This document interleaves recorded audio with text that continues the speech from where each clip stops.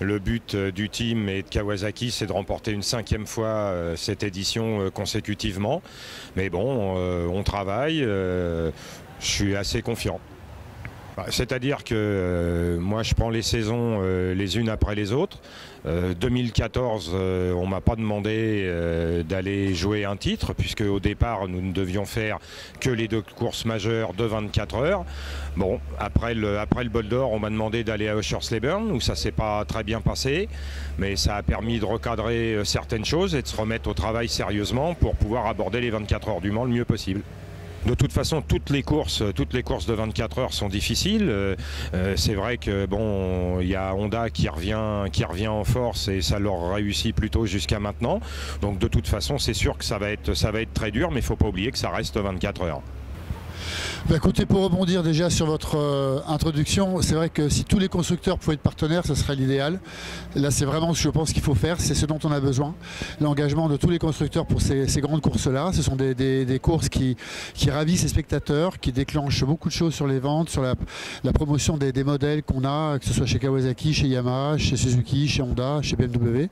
Donc je pense que c'est déjà un point important et je pense que c'est bien que Yamaha se soit engagé aux 24 heures. Après, pour ce qui est de notre position, écoutez, on y va avec beaucoup d'envie, beaucoup d'enthousiasme. On est heureux d'être là. On a fait une bonne saison.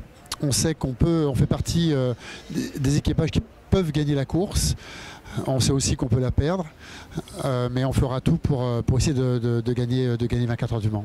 De toute façon, le mieux qu'on peut espérer, hein, y a pas, plus il y a de concurrents et mieux c'est pour tout le monde, plus il y aura de focus sur cette grande course. Donc que les 4 marques majeures soient présentes, ça c'est sûr que c'est un très gros plus. Et puis le niveau est extrêmement relevé. Les pilotes sont tous de très haut niveau. Là aussi, je pense qu'il y a un plateau qui est très fort. Je pense que c'est peut-être d'ailleurs ce qu'il faudrait mettre en valeur, parce que bon, il y a des motos qui sur le papier sont comme relativement proches les unes des autres. C'est vrai qu'on réalise des chronos très proches, mais c'est aussi et d'abord parce qu'il y a des pilotes derrière et des sacrés pilotes. Nous sommes un team privé et nous représentons peut-être les teams privés au milieu des usines.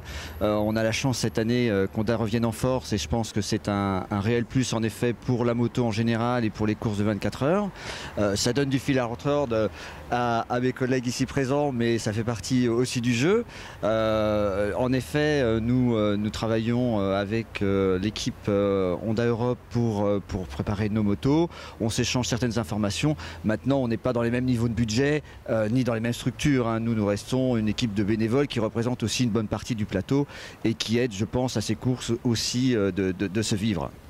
On a toujours eu cette culture de souvent faire sortir des pilotes qui après se retrouvent dans les équipes d'usine, mais aussi on a besoin de certains pilotes sur qui s'appuyer pour aider l'équipe à progresser, pour aider ces jeunes pilotes à travailler, et donc Olivier en fait partie bien entendu et il nous suit maintenant depuis 2 ans avec grand plaisir. Alors d'abord, j'ai pas de chance, je suis le dernier à parler et là, ça va être difficile à trouver des choses nouvelles à vous dire.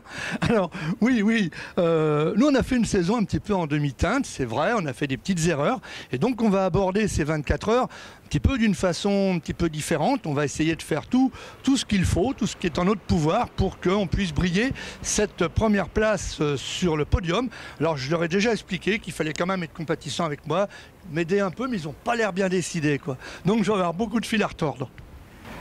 Je trouve que les spectateurs ont la meilleure des places, surtout cette année, puisque comme on a un peu des gens où on n'est pas trop feignant, enfin du moins nos pilotes pas trop feignants sur la poignée de gaz, je pense qu'au niveau du spectacle, parce qu'un spectateur il vient voir un spectacle, je pense qu'ils vont être servis. Il y aura plein de rebondissements à mon avis, plein de choses qui vont faire que ça va rester une grande épreuve des 24 heures qui va peut-être être marquée dans les annales, un peu à cause de nous, parce qu'on va se tirer cette bourre. On n'a pas envie de laisser, on n'a pas envie de laisser le titre à Christophe et notre boulot est de faire qu'on doit s'employer par tous les moyens sportifs possibles à le faire descendre de son piédestal. Ça va pas être facile parce qu'il a décidé de lui rester en haut. Alors 2 challenges, c'est vrai, gagner les 24 heures et puis faire pour moi qu'eux fassent plein de bêtises pour que je puisse à la fois avoir cette victoire aux 24 heures et puis peut-être un 14e titre au championnat du monde. Mais voilà quoi.